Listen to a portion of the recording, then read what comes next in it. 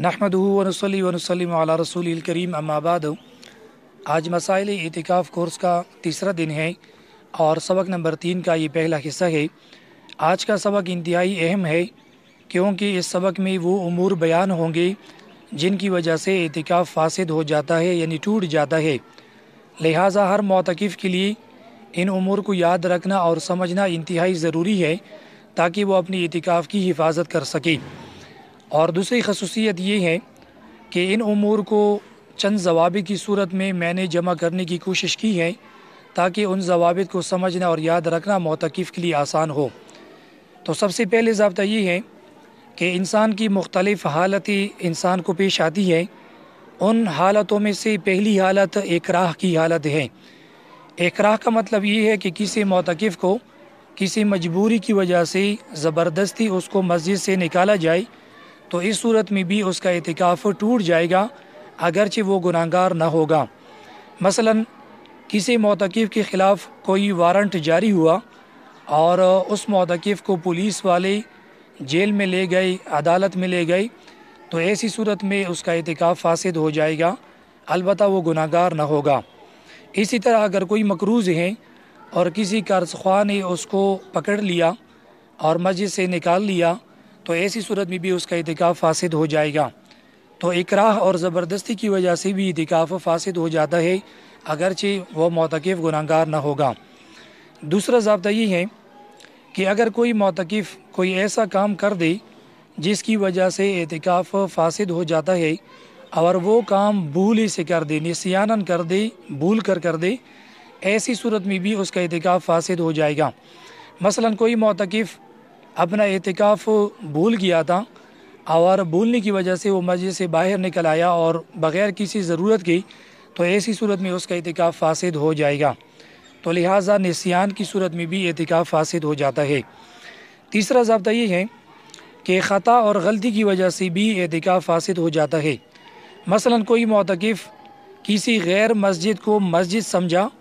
اور ایسی جگہ چلا گیا کہ وہ مسجد کا حصہ نہ تھا، لیکن اس کا خیال یہ تھا کہ یہ مسجد کا حصہ ہے، بعد میں اس کو معلوم ہوا تو اس کا اعتکاف بھی فاسد ہوا ہے۔ اس کو خطا اور غلطی کہا جاتا ہے۔ چوتھا ضابطہ یہ ہے کہ وہ اعذار جو انسان کو کثرت سے پیش نہیں آتی بلکہ وہ کبھی کبھی پیش آتی ہیں، تو معتکف ان اعذار کی نیت سے مسجد سے باہر نہیں نکل سکتا، اگر نکلے گا تو اس کا اعتکاف فاسد ہو جائے گا۔ مثلا کوئی معتکف مریض کی عیادت کے لیے، بیمار پرسی کے لیے مسجد سے نکلا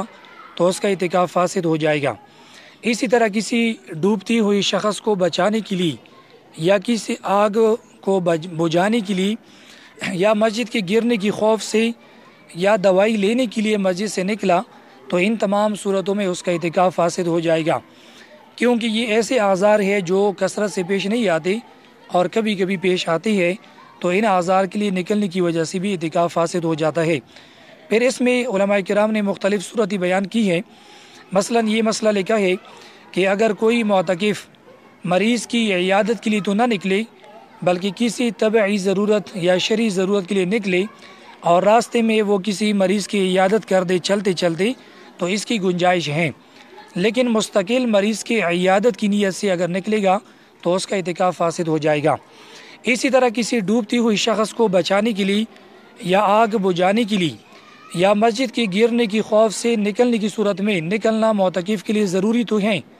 یعنی وہ نکلے گا، ڈوبتی ہوئی شخص کو بچائے گا، آگ بجھائے گا اور مسجد گرنے کی خوف سے اپنے آپ کو بچائے گا، ایسی صورت میں وہ گناہگار نہیں ہوگا، البتہ ان امور کی وجہ سے اس کا اعتکاف فاسد ہو جائے گا یعنی ٹوٹ جائے گا۔ پھر یہ بھی علماء نے لکھا ہے کہ اگر مسجد کی گرنے کا خوف ہو، اندیشہ ہو اور کوئی معتکف مسجد سے نکلے اور فوراً دوسری مسجد میں چلا جائے اور وہاں اپنا اعتکاف پورا کرے تو ایسی صورت میں اس کا اعتکاف فاسد نہیں ہوگا، البتہ اگر مسجد سے نکلنے کے بعد وہ دوسری مسجد میں نہ جائے اور اسی جگہ جو ہے وہ بغیر ضرورت کی کھڑا رہے تو ایسی صورت میں اس کا اعتکاف فاسد ہو جائے گا اور اس کے اوپر گناہ نہیں ہوگا۔ تو یہ چوتھا ضابطہ تھا کہ وہ اعذار جو کثرت سے پیش نہیں آتے ان کی وجہ سے بھی اعتکاف فاسد ہو جاتا ہے۔ پانچواں ضابطہ یہ ہے کہ جن چیزوں کی وجہ سے روزہ ٹوٹ جاتا ہے ان چیزوں کی وجہ سے اعتکاف بھی فاسد ہو جاتا ہے۔ مثلا کوئی معتکف تھا، اس نے روزہ شروع سے نہیں رکھا اعتکاف کی حالت میں غذر کی وجہ سے یا بغیر عذر کی، تو اب اس کا اعتکاف فاسد ہوا، کیونکہ مسنون اعتکاف اور واجب اعتکاف کے لیے روزہ رکھنا ضروری ہے، جیسا کہ میں نے پہلے سبق میں اس کی وضاحت کی تھی۔ اسی طرح کسی معتکف نے روزہ تو رکھا تھا لیکن اس نے توڑ دیا یا اس کا روزہ ٹوٹ گیا، تو ان 3 صورتوں میں اس کا اعتکاف فاسد ہو جائے گا۔ یعنی کسی معتکف نے روزہ نہیں رکھا یا روزہ رکھا تھا لیکن توڑ دیا یا وہ خود بخود روزہ ٹوٹ گیا، تو ان 3 صورتوں میں اس کا اعتکاف بھی فاسد ہو جائے گا۔ ہاں، جن صورتوں میں روزہ فاسد نہیں ہوتا، نہیں ٹوٹتا، ان صورتوں میں اعتکاف میں بھی کوئی فرق نہیں آتا۔ مثلا کوئی معتکف بھول کر کچھ کھائے پیے، تو چونکہ بھول کر کھانے پینے سے روزے میں کوئی فرق نہیں آتا، اس لیے اعتکاف میں بھی کوئی فرق نہیں آئے گا۔ البتہ یہاں ایک صورت علماء نے لکھی ہے کہ جس طرح روزے کی حالت میں بھول کر جماع کرنے سے روزہ تو فاسد نہیں ہوتا، لیکن اگر کوئی معتکف بھول کر جماع اور ہم بستری کر لے تو ایسی صورت میں اس کا اعتکاف فاسد ہو جائے گا۔